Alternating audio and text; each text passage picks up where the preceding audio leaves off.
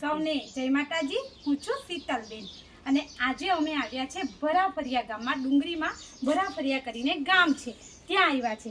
ત્યાં સુખીબેન અને બાબુભાઈ બે જણા રહે છે। દાદા દાદી ખૂબ જ સંઘર્ષભર્યું જીવન જીવે છે। દાદી પોતાનું ગુજરાન કશે મજૂરી મળી હોય કે એવું હોય ત્યાં જઈને પોતાનું ગુજરાન એમનું અને દાદાનું ચલાવે છે। દાદાથી બિલકુલ ચલાતું નથી, પોતાના લાકડીનો સહારો લઈને ચાલે છે। તો આપણે આવા નિરાધાર જે દાદા દાદી છે એમને આપણે મદદ થવાનું છે, મદદ કરવાનું છે। હું તો કરું જ છું, પણ તમારે પણ સૌએ મદદ કરવાની છે। અને એ રહે છે ડુંગરી ભરાફરિયા ગામમાં। આપણે આવા વ્યક્તિઓને મદદ કરીશું તો ખરેખર આપણે ભગવાન ખૂબ જ મદદરૂપ થશે। તો આવા નિરાધાર વ્યક્તિઓને આપણે મદદ કરી ચલાય કેમ નહીં, એમ કેવી રીતના નહીં ચલાવેલું, એમ પડી ગયેલા દાદા દાદીથી બિલકુલ ચલાતું નથી, પોતાનું ગુજરાન કઈ બી રીતે ચલાવે છે, પણ હવે મજબૂરીના મારે ખાવું તો પડે, કારણ કે ભૂખ લાગે તો જવું તો પડે જ કશે કામ કરવાને। એટલે પોતાનું ગુજરાન કોઈ બી સંજોગોમાં કામ કરીને પણ ચલાવે છે। અને ઘરે અહીંયા દાદા સૂઈ રહી છે, દાદા દાદીને આપણે મદદરૂપ થઈએ। હું એમના માટે મહિનાની રાશન કીટ લાવી છું અને હવે પછી મહિને મહિને એમના માટે હું રાશન કીટ લાવી। અમે રસ્તે કેટલી લેવા માટે ઊભા રહ્યા હતા, એક પોલીસવાળા ભાઈએ કીધું શીતલબેન ક્યાં ચાલ્યા, તો અમે અનાજ કીટ આપવા માટે જવાના હતા એમ કીધું। તો એમણે દાદા દાદીના માટે સરસ એવી મજાની ગેટલી પર મોકલાવી છે, એ પર આપણે આપીએ। એ ડુંગરી પોલીસ સ્ટેશનમાં જોબ કરે છે અને એમણે દાદા દાદી માટે સરસ એવી ગેટલી મોકલાવી છે, તો એમનો પર ખૂબ ખૂબ ધન્યવાદ।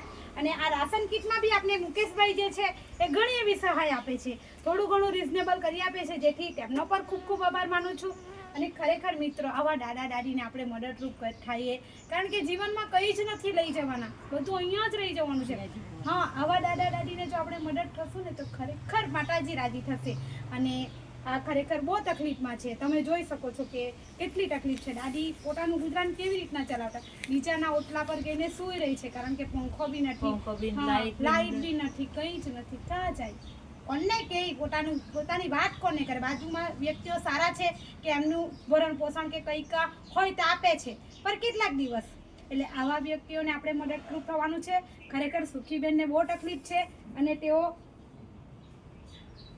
આવી રીતના પોતાનું એ કરે છે, તો તમે જરાક વિચારજો મિત્રો, આવા વ્યક્તિઓને આપણે મદદરૂપ થઈશું જો ભરાફરિયા ગામમાં રહે છે। અને હવે હું દરરોજ મહિને મહિને આવી શકે, રડવાનું જરાક બી ને, હવે તારી પોરી છે એવું જ વિચારવાનું, હા કે કોઈને પછી એવું કરું, હા હવે તમારે મને ફોન કરવાનો, હા કે મેં આવા, બરોબર ને, હવે આવા, હા ને મહિને મહિને આવા, જરાક બી તમારે ટેન્શન નહીં લેવાનું, હા મારે બી હવે રડવાનું બિલકુલ બંધ કરી દેવાનું। હવે તમે મારા સુધીને આવ્યા કે નહીં, હા બોની એટલે મને તો બહુ ગમે, હા ને તમને મેં દવાખાને બી લઈ જવા, હા તમારી બહુ છેલ્લે દિવસ આવી ને, હા તો પછી મને બહુ વાત કરી,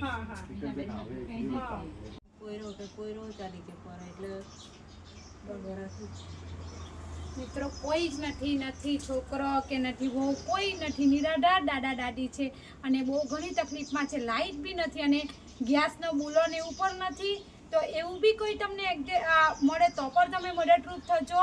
અને દાદીને ખરેખર કોઈ જ નથી તો પોતાનું ગુજરાન તમે વિચારો કેવી રીતના ચલાવતા હશે।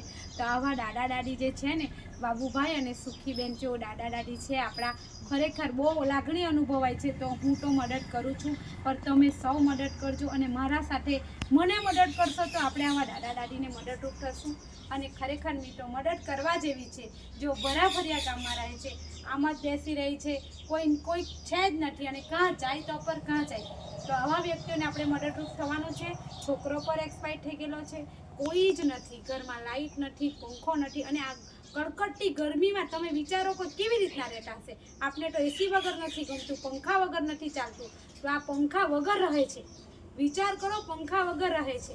તો આવા દાદા દાદીને તમારે કોઈએ પર મદદરૂપ થવું હોય તો તમે મને જરૂરથી ફોન કરજો અને તમે આવીને પર મદદ કરી શકો છો। સૌને જય માતાજી। किसको दर्द सुनाए अपना, खुशियाँ किससे बांटे आते।